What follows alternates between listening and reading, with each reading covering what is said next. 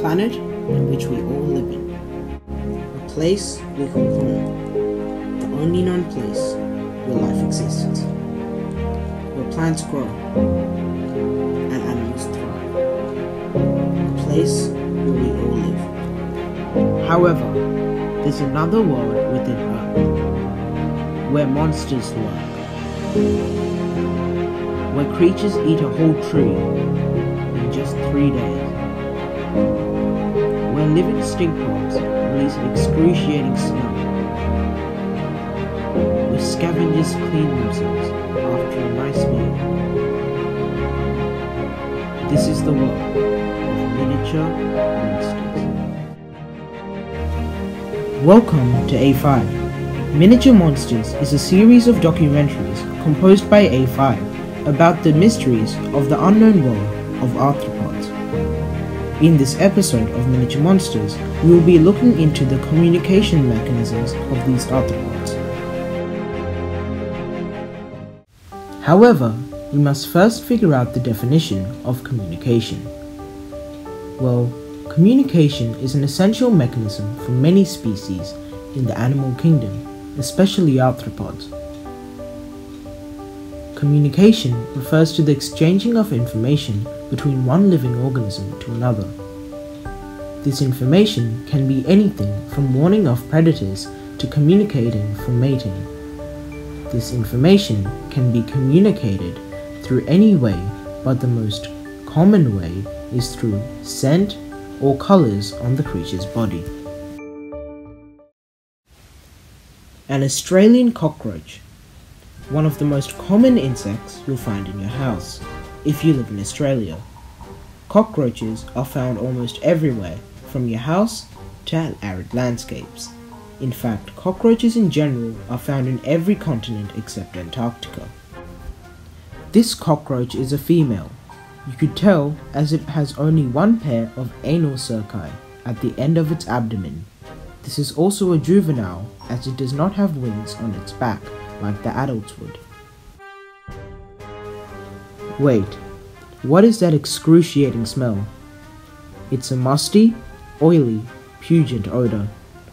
It seems to be coming from the cockroach. But why do these creatures do this, and more importantly, how do they do it? Well, research suggests that cockroaches do this to communicate with other cockroaches and is also used for mating. This smell also comes when a dead cockroach is decomposing.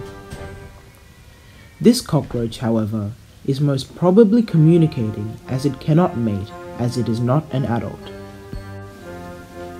But how do these insects produce this smell? The smell is a blend of cuticular hydrocarbons.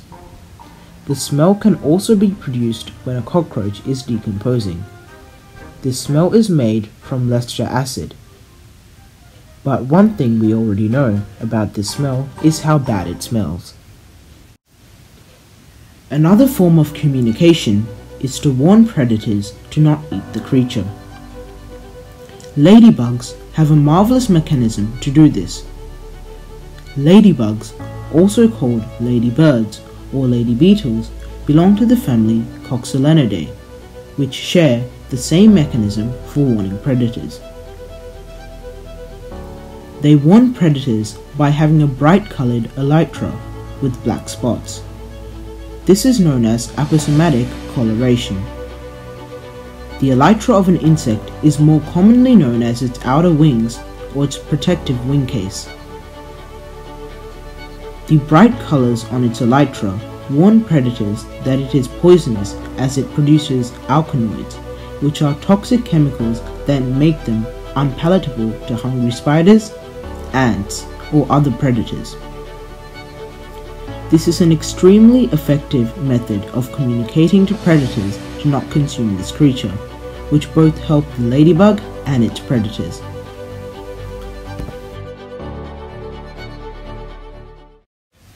Another species of insect is also effective in communicating to predators to not eat it.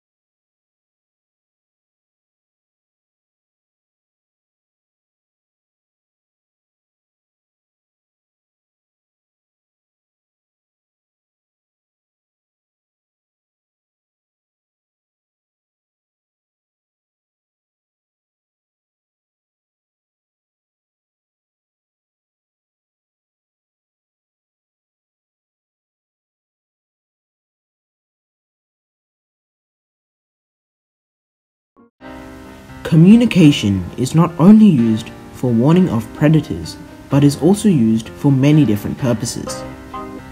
One such purpose being mating. Many animals do this, from fireflies to birds of paradise.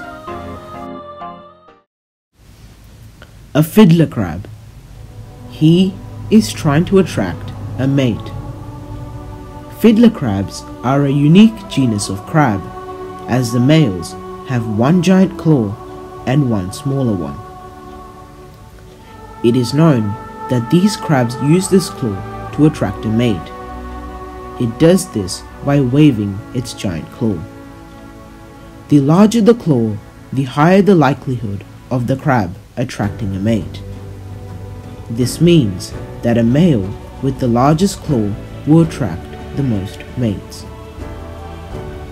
This is also an evolutionary advantage, as the next generation of fiddlers will have even larger claws, and when they are ready to mate, the process will continue.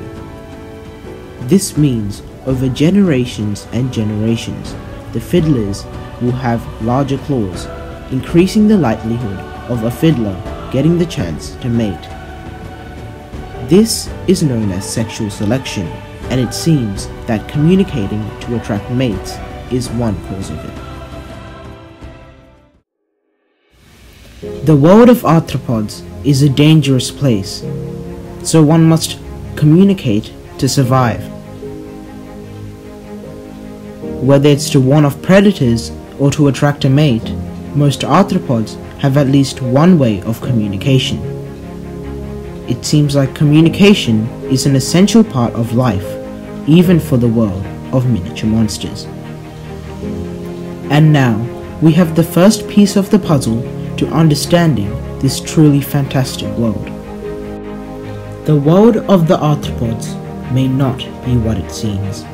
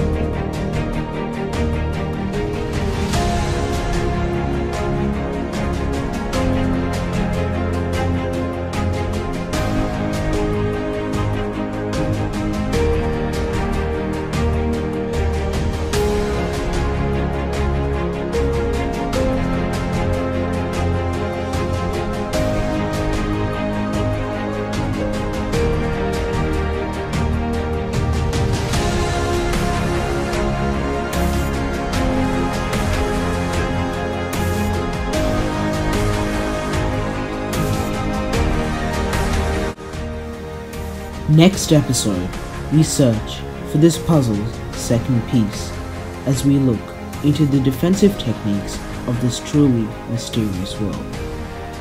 From camouflaging to mimicking, who knows what we'll discover while piecing together our puzzle. The next episode to this series should be released in early to mid 2020.